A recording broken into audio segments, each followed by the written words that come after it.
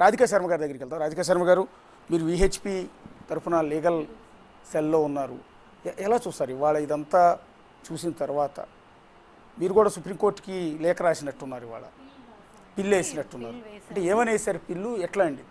దీని మీద proper enquiry conduct చేసి ఒకవేళ if it is proved then take a serious action against the person who are ఎవరైతే ఇందులో చేశారో, ఇన్వాల్వ్ అయ్యారో అందరి మీద దీని మీద తగిన చర్య తీసుకోవాలని చెప్పేసి సుప్రీంకోర్టు చీఫ్ జస్టిస్ గారికి లెటర్ పెట్టడం జరిగింది. సో దాని గురించి వెయిట్ చేయాలి, రిపోర్ట్ మనకి ఏమొస్తుంది, రిప్లై ఏమొస్తుంది సుప్రీంకోర్టు నుంచి అన్నది సబ్మిట్ అయితే చేశాము. దాని తర్వాత ఒక ఎంక్వైరీ కమిటీని ఫామ్ చేసి ఎందుకు జరిగింది, ఎవరెవరు ఇన్వాల్వ్ అయ్యారు, ఇది నిజమా లేకుంటే పుకారా. ఇప్పుడు ఈవినింగ్ నుంచి మనకు మీడియాలో మళ్ళీ ఇదంతా అబద్ధము, కట్టుకథ, రిపోర్ట్స్ అంతా కరెక్ట్గానే ఉన్నాయి అని మళ్ళీ ఇంకో పార్టీ వాళ్ళు ఇస్తున్నారు. ఇక్కడ ఆ పార్టీనా ఈ పార్టీనా రాజకీయాల గురించి పక్కకు పెట్టండి, ఎన్నో వేల మంది కోట్ల హిందువుల మనోభావాలు దెబ్బతింటున్నాయి. Maybe it is a true incident కావచ్చు, చేయడం తప్పే లేదు. ఇది నేను ఎవరి తరఫున మాట్లాడట్లేదు, ఏ పార్టీ తరఫున మాట్లాడట్లేదు, ఒక కామన్ వ్యక్తిలాగా మాట్లాడుతున్నాను. ఒక హిందువు భగవంతుడు అంటే భక్తి భయము ఉన్న వ్యక్తిగా మాట్లాడుతున్నాను నేను. పుకారు పుట్టిస్తే అది తప్పే. ఇన్ని వేల కోట్ల మంది మనోభావాలు దెబ్బతింటున్నాయి. ఆల్రెడీ మన బ్రహ్మంగారి కాలజ్ఞానం మనకు తెలుసు. కొద్ది రోజుల తర్వాత మనకు వెంకటేశ్వర స్వామి అంటేనే అక్కడ ఎవరు వెళ్ళము అన్నీ ఒక్కొక్కటి బ్రహ్మంగారి కాలజ్ఞానాలు నిజమవుతున్నాయి. ఇప్పుడు ఇట్లాంటి పుకారు కానీ ఇది నిజమే కావచ్చు తీసుకొస్తే మేము ఇంకా రేపటి నాడు వెళ్ళి ఆ దేవుణ్ణి మనస్ఫూర్తిగా దర్శనం చేసుకోగలమా, ప్రసాదం కొనుక్కోగలమా? ఒక కామన్ మ్యాన్ గురించి ఆలోచించండి, అతను ఎంత భక్తితోని వెళ్తాడు. ఇటువంటి ఇన్సిడెంట్స్ జరిగితే ఏం చేయాలి ఇంకా? సో దీని మీద ఇది చిన్న విషయం పుకార్ కాదు, అది సెంట్రల్ ల్యాబ్ లోకల్ అయిన TTD X board member. So ఆయనకి తెలియదంటూ లేదు, ఆయన కూడా నమ్ముతున్నారు దీనిలో. అవును, తక్కువ రేటు కక్కుర్తిబడి ఆయిల్ కొన్నారు, దానివల్ల కొంత ఇలాంటి జరిగింది అన్నది ఆయన కూడా నమ్ముతూ ఉన్నారు. సాక్షాత్తు ఇది అలిగేషన్ చేసింది ఒక రాష్ట్ర ముఖ్యమంత్రి చంద్రబాబు నాయుడు గారు. అది కూడా ఏది, ఎక్కడైతే ఒక రిపోర్ట్ వచ్చింది, రిపోర్ట్ కూడా నా చేతిలో ఉంది, ఒకసారి రిపోర్ట్ కాపీ ఇస్తాను మీకు. ఈ రిపోర్ట్ని బేస్ చేసుకుని ఆయన ముఖ్యమంత్రి కామెంట్ చేశాడు. సరే, ఇక అప్పుడు గతంలో ప్రభుత్వంలో ఉన్న జగన్మోహన్ రెడ్డి కావచ్చు, వైసీపీ వాళ్ళు కావచ్చు, దాన్ని ఆటోమేటిక్గా ఖండిస్తారు. కానీ చంద్రబాబు నాయుడు మాట్లాడింది ఈ రిపోర్ట్, ఇప్పుడు ఓవి రమణ గారు మాట్లాడుతున్నది కూడా ఈ రిపోర్ట్ను బేస్ చేసుకుని వేగ్గా ఎక్కడ అలిగేషన్ చేయట్లా.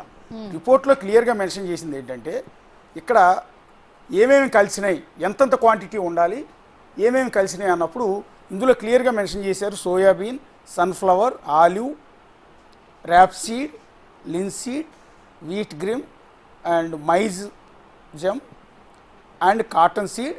వీటితో పాటు చివరిలో మెన్షన్ చేశారు ఫిష్ ఆయిల్ అని. ఫిష్ ఆయిల్ అని ఇచ్చారండి, క్లియర్గా ఇచ్చారండి. నెక్స్ట్ వచ్చి palm oil and beef tallow అంటే మీకు అర్థమైపోయి ఉంటుంది. నెక్స్ట్ ఇంకోటి ఏమి ఇచ్చారు, లార్డ్ అని ఇచ్చారు, అంటే పందికో. ఒకసారి ఈ రిపోర్టు మేడంకి ఇవ్వండి. ఒక లడ్డు కూడా మేడం గారికి ఇవ్వండి. లడ్డు కూడా ఒకసారి మేడం గారికి ఒకటి ఇవ్వండి. ఒకసారి ఆ లడ్డు చూడండి మేడం. ఇది తిరుపతి దేవస్థానం 7 కొండల మీద తయారు చేసిన లడ్డూయే. ఇక్కడ జూబ్లీస్లో ఉన్న టెంపుల్ నుంచి తెప్పించాం మేము. ఒకసారి ఆ లడ్డు టేస్ట్ చూడండి, లేదా వాసన ఒకసారి చూడండి, టేస్ట్ చూడండి. మీకేమన్నా మళ్ళీ టేస్ట్ చూడాలంటే ఇంకా ధైర్యం రావట్లేదండి. మీరు ఒక భక్తురాలు, మీరు కొండ మీదకి దర్శనానికి వెళ్ళి ఉంటారు కదా? తప్పకుండా దర్శనానికి వెళ్ళాము, ప్రసాదం తీసుకొచ్చాము, అందరికి పంచుకున్నాము, అందరం చేసినట్టే చేస్తాం కదా. కానీ వాళ్ళు అదే ప్రసాదం ముట్టుకోవాలంటే ఇవాళ ఆలోచిస్తున్నాం. నా బాధ అదే, మనోభావాలు దెబ్బతిన్నాయి కదా, నా బాధ అదే. ఇప్పుడు నేను తిరుపతికి వెళ్తాను, ప్రసాదం ధైర్యంగా కొనుక్కోగలనా? ఆల్రెడీ మనకి ఇప్పుడు జరుగుతుంది ఏంటి, మనం హోటల్లో ఏదైనా ఫుడ్ ఆర్డర్ చేస్తే చాలాసార్లు, నేను pure vegetarian sir, food order చేస్తే మనం వెజిటేబుల్ బిర్యానీ పెడితే వాడు ఇంకేదో పంపిస్తున్నాడు, చికెను మటను ఇట్లాంటివి పంపిస్తున్నాడు. ఆ దెబ్బకు మేము భయపడి ఆర్డర్లు పెట్టడమే మానేసాం. ఇప్పుడు ఇంకా దేవుని దగ్గరికి పోతే కూడా ప్రసాదం కొనుక్కోలేని పరిస్థితి వచ్చిందే, భయపడాల్సి వస్తుంది. ఇప్పుడు మీరు ఆ ప్రసాదం తినలేరు, నాకు భయం వేస్తుంది, టచ్ చేయలేను.